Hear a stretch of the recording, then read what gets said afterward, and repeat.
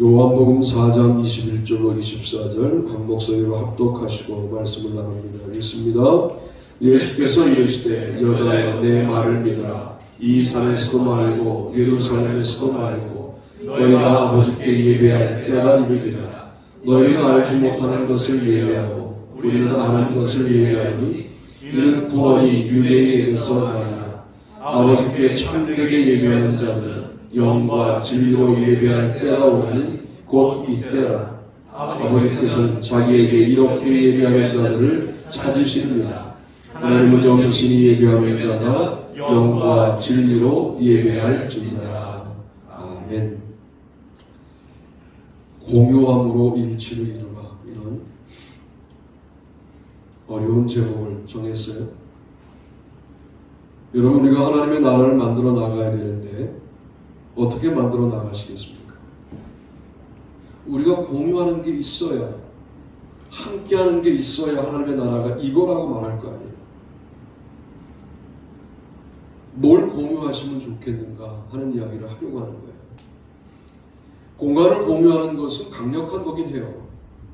힘이 있죠. 그런데 공간을 공유하는 것이 하나됨을 이루는데 문제가 되기도 합니다.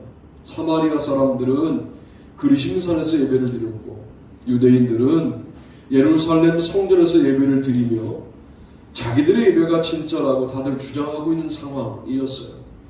그런데 주님께서는 장소로 응답하지 않고 어느 예배가 진정한 예배라고 말씀하시지 않고 영과 진리로 예배할 때가 온다. 지금이 바로 그때다. 이렇게 대답하셨어요. 이것은 우리에게 주는 암시가 아주 강력하다고 생각합니다. 여러분, 시간을 공유하는 게 매우 중요합니다. 어떤 선배와 대화하는데 그래요. 야, 우리가 살아온 세월이 있지. 그래요. 근데 그 한마디가 어떻게 다가오냐 하면 그렇죠 하고 설명되지 않는 많은 사건들을 그냥 넘어갈 수 있는 힘이 생기더라고요. 너하고 나하고 살아온 세월이 있지. 내가 너에게 그랬겠냐? 설명하지 않아도 다 설명이 되더라고요. 시간이라는 걸 무시할 수 없어요. 그거는 살아온 시간을 말하는 거고 지금 여기서 말하는 시간은 지금을 말하는 겁니다. 그럼 지금 하도 많이 들어서 다 아는 내용이지만 돌아오지 않는 시간이라는 거, 그거 몰라요. 우리가 보내놓고 깨닫는다고. 근본적으로 인간이 미련하다는 생각을 요즘 많이 합니다. 왜 전쟁을 먼저 끝내겠다고 말을 못하냐면 그럼 진 거니까. 아주 유치한 거예요 이거. 내가 먼저 종전을 말하면 진 거니까 먼저 말 못하는 거예요. 그 와중에 세계는 어려워지고 있는 거죠. 인간이 그렇게 생겨먹었어요. 과학이 발달되어서 최종적으로 가 있는 곳이 뭐냐면 원자폭탄 아닙니까? 이게 인간의 똑똑함의 결론이잖아요. 뭘 거기에 우리의 인생을 거시겠습니까? 거기에 걸 일이 아닌 줄로 믿습니다.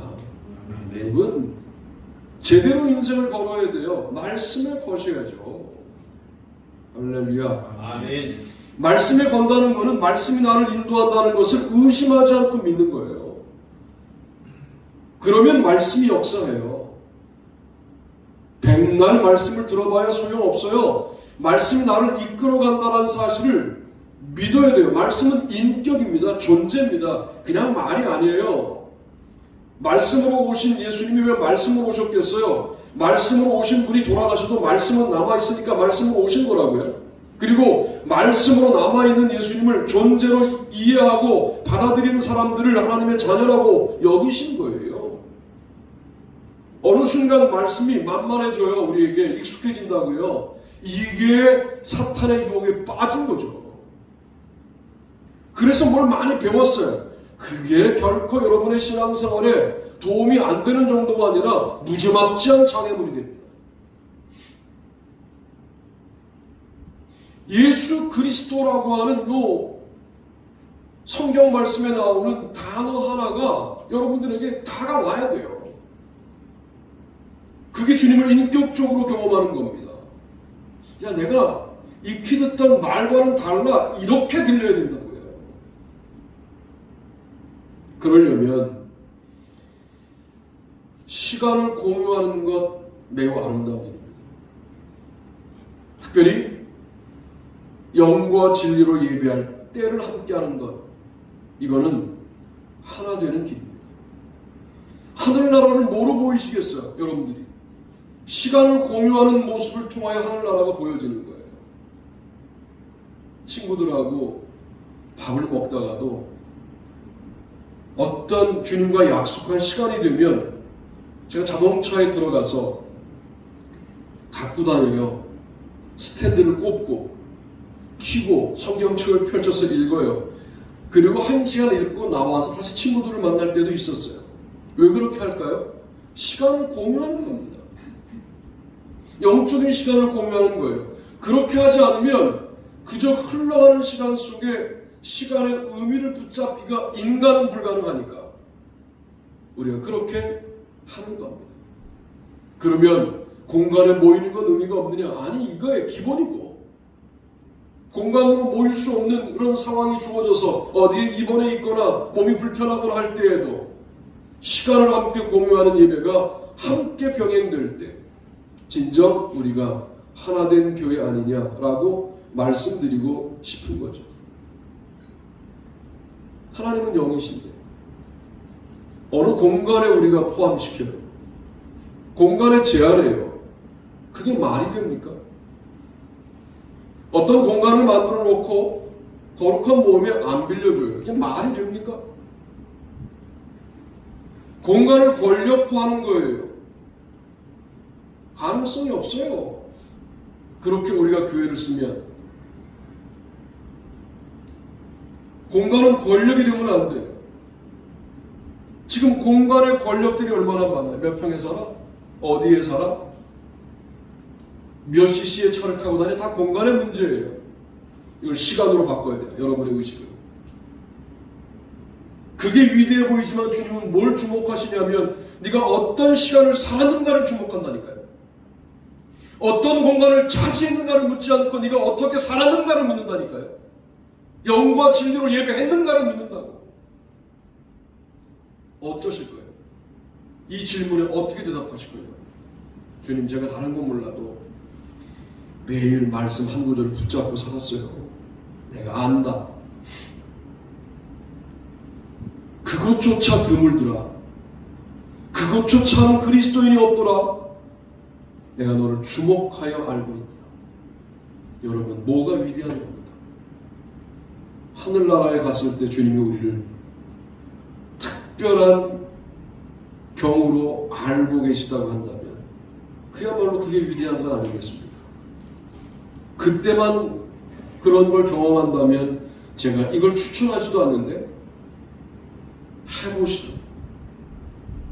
어떤 자존감이 높아지냐면 하나님이 함께 하시기 때문에 중요한 결정을 내릴 때 꽤 힘있는 결정을 내리게 하시더라고요.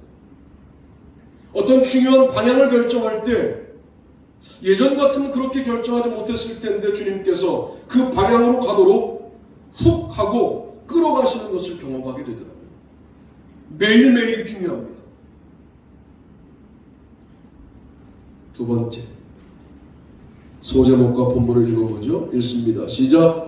믿음을 공유함으로 일치를 이루라. 영접하는 자, 곧 그 이름을 믿는 자들에게 하나님의 자녀가 되는 권세를 주셨으니. 아멘. 믿는 자가 현재 분사 형태로 믿는 자 이렇게 되는 거거든요. 그러니까 그 믿음의 현재성이죠. 달라오는 현재형과 현재 진행형의 차이가 없다. 그러니까 뭐예요? 지금도 믿고 있는 자들 이렇게 되는 거죠. 그게 우리예요. 그러니까 주님으로부터 오는 권세의 크기가 확정되지 않았어요. 믿고 있는 자들인데 믿음이 점점 커져요. 권세가 점점 커져요. 통장의 잔고가 늘어가면 자존심이 높아지시죠. 그것만 알고 계시죠. 믿고 있는데 권세가 점점 커지는 것이 느껴질 때 오는 자존감을 이제 느끼시죠. 할렐루야. 아멘. 이는 그를 믿는 자마다 영생을 얻게 하려 하심이니라. 3장 15절 진실로 너에게 이르노니 믿는 자는 영생을 가졌나니. 6장 47절 내 아버지의 뜻은 아들을 보고 믿는 자마다 영생을 얻는 이것이니 마지막 날에 내가 이를 다시 살리리라 하시니라. 6장 40절 무릇 살아서 나를 믿는 자는 영원히 죽지 아니하리니 이것을 내가 믿느냐. 11장 26절 믿는 자들은 이미 영생을 가진 자입니다. 우리는 뭘 부러워하냐면 나이보다 젊어 보여요. 그게 솔직히 말하면 뭘 부러워하는 거냐면 당신은 80 넘어까지 살 수 있을 것 같네요. 이런 걸 부러워하는 거죠. 어우야 30대처럼 보여요. 당신은 80일 수명이라면 90까지 가시겠네요. 이런 걸 부러워하는 거예요. 여러분 영생합니다. 어떻게 여러분들에게 이게 자존감으로 작동하는지를 유심히 보라고요. 이걸 유심히 자존감으로 작동하고 있으면 믿는 자이고, 이것이 그냥 관념과 개념으로 머물러 있으면 아직 믿음이 온전하지 않은 건데, 오늘 확실하게 믿음을 갖추셔서 영생을 이미 소유한 자로 살아가는 저와 여러분이 되기를 주님의 이름으로 축복합니다. 나를 믿는 자는 성경의 이름과 같이 그 배에서 생수의 강이 흘러나오리라 하시니 7장 38절 우리는 믿는 자로서 같은 성령을 받았습니다. 우리가 왜 이단 집회에 가면 마음이 불편한 줄 아세요? 그리고 약간 이단성이 있는 교회에 가면 왜 마음이 불편한 줄 아세요? 우리가 같은 영을 받았기 때문이에요. 저도 불편해요. 뭐 이런 거 있잖아. 금가루 쓰러뜨리고 이런 거 있잖아요. 이단은 아니지만 이단적이죠. 불편해요. 이게 신사도주의거든요. 본인들만 사도라는 거예요. 어디 성경에 본인들만 사도란 말이 있습니까? 그런 것들이 본인의 능력을 극대화하는 거예요. 그러니까 뭐가 떠난 거예요? 하나님의 능력이 떠난 거죠. 왜 능력이 나타나요? 하나님의 능력이 아닌 거예요. 한국은 무슨 수를 써서라도 능력만 나타나면 현혹당한다니까. 그래서 마가복음 13장에 뭐라고 그래요? 그리스도가 여기 있다 저기 있다 해도 가지 말라는 거예요. 그들이 이적과 기사를 행해도 믿지 말라는 거예요. 왜? 너무 잘하는 거야 한국 사람들. 이단이어도 기적만 나타나면 넘어가는 거예요. 여러분이 아파요. 불치병에 걸렸어요. 거기 가면 나아요. 근데 이단이에요. 갈 거예요 안 갈 거예요? 이게 쉬운 문제가 아니라고 말씀드리는 거예요. 지금은 아주 객관적으로 말할 수 있죠. 여러분이 죽을 병에 걸렸어요. 근데 우리 교회에서는 안 고쳐져. 그런데 거기 가면 고쳐져요. 어떻게 할 거냐고요.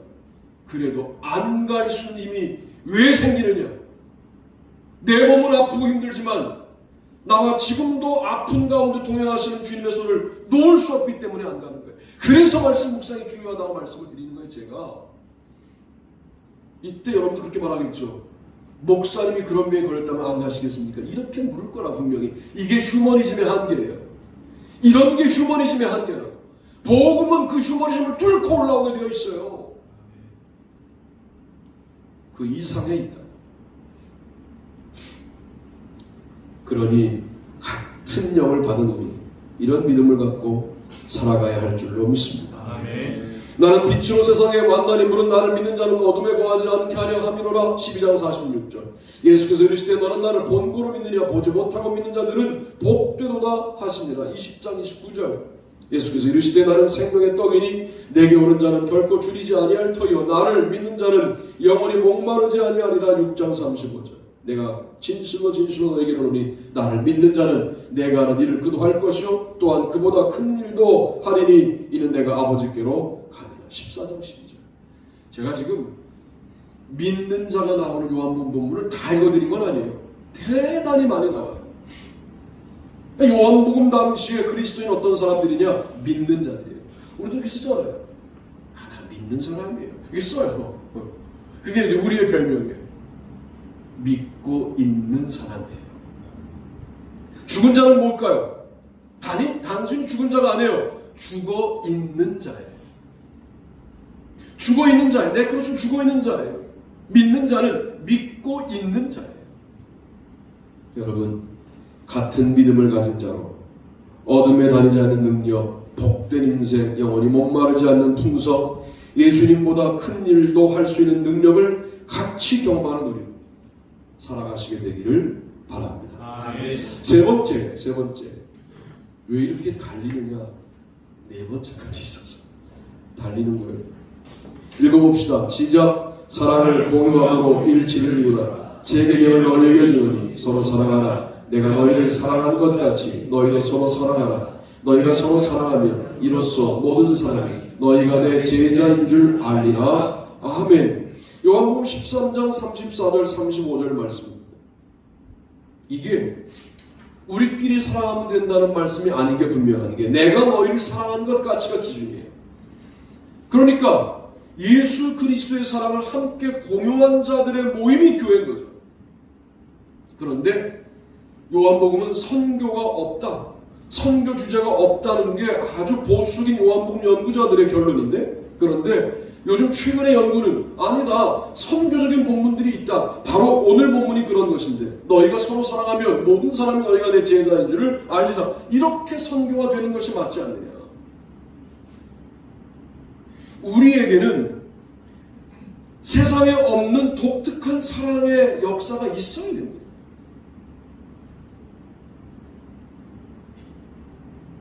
어느 정도여야 하냐면 예수님 우리를 사랑하신 정도예요. 십자가에서 본인의 생명을 내어주신 사랑으로 우리가 서로 사랑하고 있으면 세상이 바뀌어요. 그런데 이게 내가 어떻게 해요? 그런 사람들이 하는 거예요. 그건 내가 할 수가 없죠. 그래서 내가 너희를 사랑하는 것 가치가 사실은 기준이 되어 오늘도 우리에게 그럴 수 있는 능력을 공급하는 아주 중요한 표대가 되는 것이죠. 나는 그럴 수가 없는데 성도가 성도를 위하여, 목사가 성도를 위하여 목숨을 바칠 정도의 사랑을 하는 모습을 세상 사람들이 봤을 때 그들이 우리를 뭐라고 말하겠느냐? 저기가 하나님의 나라 아니겠느냐? 라고 말할 수밖에 없지 않냔 말이에요. 그런데 우리에게도 똑같이 신자유주의의 경쟁이 들어와 있고 적자 생존의 논리가 들어와 있어서 밟히면 죽는다. 그리고 모든 걸 경쟁으로 이해하고 있는 이 와중에 누가 우리가 말하는 하나님의 나라를 믿어주겠냐 그 말이죠. 서로 사랑합시다.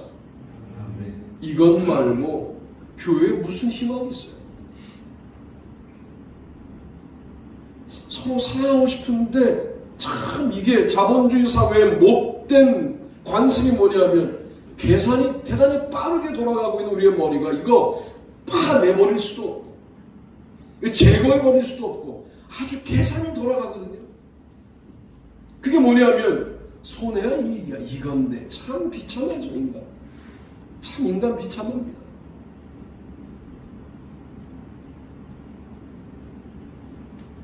그것과 다른 세계예요. 우리가 지금 말하는 세계는.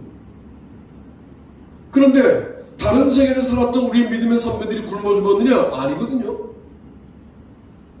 풍성히 사셨고 그들의 후손이 우리니까 후손도 키우셨고 다 그들이 인간으로서의 생을 충실히 사셨단 말이에요.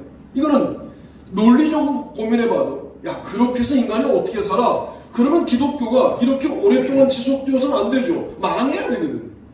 망해야 돼요. 그런데 그렇게 살아온 믿음의 선배들이 충분히 살아 오늘 우리까지 와 지금 전 세계의 45%가 기독교인이에요. 이걸 어떻게 설명하실래요? 한국교회가 준다고 걱정할 거 없어요. 우리 줄어도 아프리카 펑펑 늘어나고 있고요. 베트남 난리 났어요. 지금 그냥 십자가 나무 갖다 붙이면 그냥 사람들이 모이는 데가 베트남이에요. 우리가 배가 불러져서 기독교인이 줄어드는 게 뭐 하나님 입장에서 뭐가 문제입니까? 다른 대륙이 터지고 있는데 문제는 한국이 역할을 못한다는 게 문제죠. 뭘 역할해야 되느냐? 선교에 불쏘시개 역할에 대한 한국이 지금 식어 있다는 게 문제 아닙니까? 여러분이 왜 그만한 능력을 갖게 되었겠어요? 선교에 불쏘시개 되라고. 한국이 세계 선교를 한다? 아이, 그건 시절이 지났어요. 우리는 세계 선교의 주인공은 아니에요. 누가? 중국 교회가. 중국 교회 교인이 몇 명일 것 같아요? 중국 교회가 1억이 넘죠. 거기는 일단 인구가 많아요. 그러니 얼마나 뜨겁느냐? 우리는 예배 시간에 제가 5절 찬송가를 적어 올리면 짜증내요. 목사가 감각도 없이 5절을 올렸다고. 그래요. 그런데 거기는 찬송가가 없어요. 지하교회는 100절, 이게 한 찬송 하나예요. 100절을 불러요. 누가 은혜를 받아요. 그래서 뭐 하느냐? 한 번 더. 그러면 찬송만 4시간씩 부르는 거예요. 그런 교회가 있다고요. 실제로. 누가 선교할 것 같아요? 그 교회가 선교예요. 우리는 뭐 해야 돼요? 그 교회에 선교할 수 있는 물질적인 지원들을 하라고 축복을 주신 거예요. 만약 이대로 하늘나라 가면 하나님 말씀하실 거예요. 너 뭐 하다 왔냐? 선교하다 왔습니다 라고 말할 수 있게 되기를 바랍니다. 아멘. 그러려면 우리가 서로 사랑해야 합니다. 아멘. 마지막은 이것인데요. 같이 읽어보겠습니다. 읽습니다. 시작. 환난을 공유함으로 일치를 이루라. 이것을 너에게 이르는 것은 너희로 내 안에서 평안을 누리게 하려 함이라. 세상에서는 너희가 환난을 당하나 담대하라. 내가 세상을 이기었노라. 아멘. 16장 34절. 환난을 먼저 당하게 하시는 것이 아니라 너희가 내 안에서 평안을 누리게 하려 함이라 라고 말씀합니다. 그 평안을 맛봤더니 어떤 은혜가 있냐면 어떤 환난이 와도 견딜만 한다.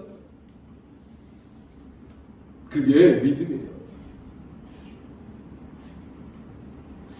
믿음의 이런 세계를 모르고 믿음에 대해서 쉽게 말하거나 교회에 대해서 함부로 말하는 것들에 관련해서는 그건 대단히 위험합니다. 평안을 같이 누려요. 평안만 오면 좋은데 환난이 와요. 환난을 능히 세상을 이긴 자로 감당하게 되는 것이죠. 환난이 와보면 알아요. 우리가 진짜인지 가짜인지. 우리 교회가 진짜인지 가짜인지는 글쎄 환난이 와보면 알아요.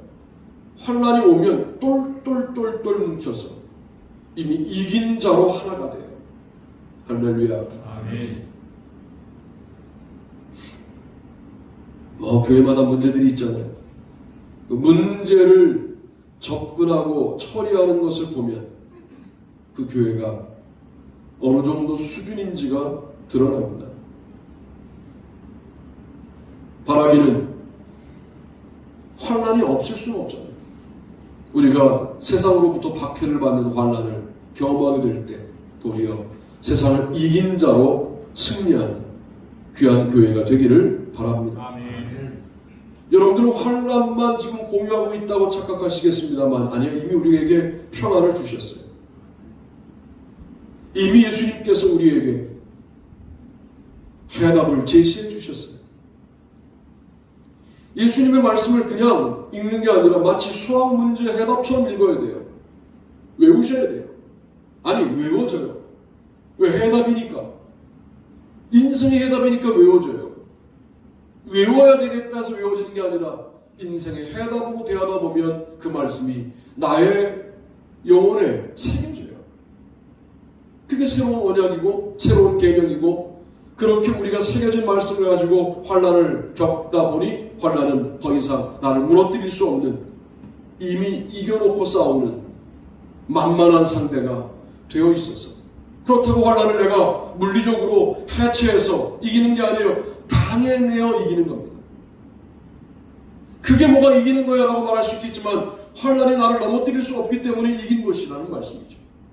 어떤 환난이 와도 나의 육체를 무너뜨려도 나의 영혼을 무너뜨리지 못하여 환난은 나를 이긴 것이 아니다라고 하는 믿음의 세계가 있음을 깨닫게 되는 거예요. 그런 걸 성령 충만이라고 그래요. 무슨 금가루 떨어지고 무슨 금리빨로 바뀌고 이런 게 성령 충만이 아니라 환난이 왔을 때 그 환난이 나를 무너뜨릴 수 없다. 왜? 나는 이미 이긴 자로 이 환난을 겪고 있다. 어떤 일을 겪어도 처음 겪는 것처럼 황당해하지 마십시오. 예수님이 황당해하실 테니까. 여러분이 어떤 일을 겪어도 이미 예수님이 겪으신 일이라는 생각으로 다시 예수님의 복음서 말씀을 제발 읽으세요. 제발 읽으시라고요. 왜 해답을 놓고 안 읽어요?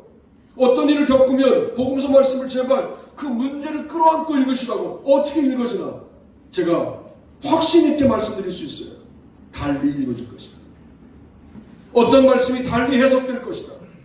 다르게 다가올 것이다. 여러분이 알고 있는 기본적인 고정관념이 깨질 것이다.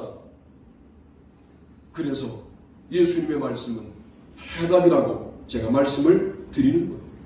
그러니 환난을 당해도 담대하시고 이미 이긴 예수님이 나에게 복음서 말씀으로 있잖아요. 그러면 내가 다시 그 말씀을 읽고 싸우라고 하는 주님의 안내이구나 하고 읽고 싸우시면 돼요. 읽다가 기도가 필요하다고 느껴지면 기도하시고, 읽다가 그래도 뚜벅뚜벅 걸어가는 의지가 필요하다고 여겨지면 뚜벅뚜벅 여러분의 삶에 걸어가시고, 읽다가 말씀이 금식을 요구하는 것 같으면 금식하시고, 읽다가 찬송을 요구하면 찬송하시고, 읽다가 말씀을 선포하라고 하면 떠오르는 대상들에게 말씀을 선포하며 이 길을 가면 되는 거예요. 흔들리지 말고 함께 공유하는 영적인 내용들이 점점 많아져서 거룩한 땅을 만들어 나가는 하여 세상 속에서 그들은 다른 것들을 공유할 때 우리는 이런 것들을 공유하여 온전하게 승리하는 저와 여러분이 되기를 바랍니다. 아멘. 시간을 공유함으로 일치를 이룹시다. 믿음을 공유함으로 일치를 이룹시다. 사랑을 공유함으로 일치를 이룹시다. 환난을 공유함으로 일치를 이룹시다. 이것들이 가능해야 진정 교회입니다. 이 시대에 이런 교회가 세상을 이길 수 있습니다. 다 전해서